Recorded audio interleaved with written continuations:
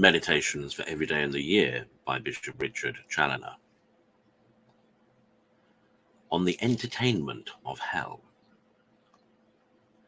Consider first what kind of entertainments are prepared in a miserable eternity to succeed the banquets and revellings and other extravagances of a voluptuous life in which worldlings pass the short time of their mortality. Oh, how strangely shall the scene be altered when immediately after death they shall find their souls buried in hell. Ah, what kind of feasting shall they meet with there? What a ravenous hunger and thirst without being ever able to obtain so much as one drop of water. Quote, their wine is the gall of dragons and the venom of asps, which is incurable. Deuteronomy 32:33. Quote, their cups are full of the wine of the wrath of God. Revelations 14. Cups of liquid fire and fetid sulphur, their gardens of pleasure are turned into a pool of fire and brimstone. Their carnal embraces into the eternal gnawings of infernal serpents, ever preying upon their bosoms. Consider, secondly, the music with which these wretches shall be forever entertained in hell. Eternal howlings and yellings, eternal shrieks and groans, eternal curses and blasphemies, the insulting voices of the tormentors scoffing at their sufferings, the lashings of their scourges, etc. Ah, unhappy sinners, how will you like such entertainments as these?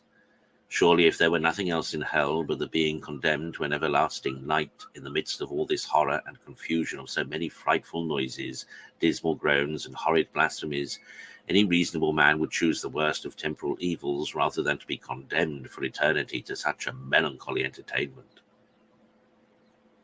Consider, thirdly, that the sense of smelling in the damned will also have its share in this infernal feast, where it will be forever regaled with the loathsome exultations of those filthy dungeons below, and with the intolerable stench of those half-putrefied carcasses that are broiling there.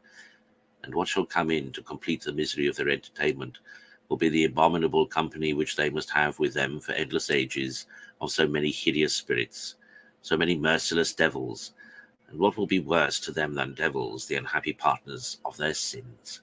Oh, what bitter hatred, what hellish rage and fury will their former love be now turned into? Oh, how will they now curse? How will they tear and torment one another, being eternally chained together in those black fiery links, which by their dark passions and lusts they have in their lifetime made for themselves? O worldlings, break then your bonds asunder now, whilst you have time.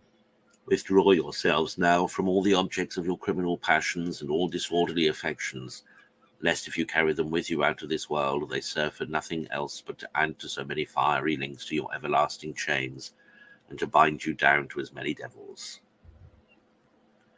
Conclude, to fly for the future from a voluptuous life and all the sinful entertainments of the children of this world, who have their consolation here and who laugh now but shall mourn and weep hereafter. St. Luke 6. And for thy part to lament henceforward, thou shalt thou hast had with them, whilst thou hast walked on with them in the broad road of a worldly life. And by these penitential tears, joined with a new life, thou wilt escape having a share with them in the entertainments of hell.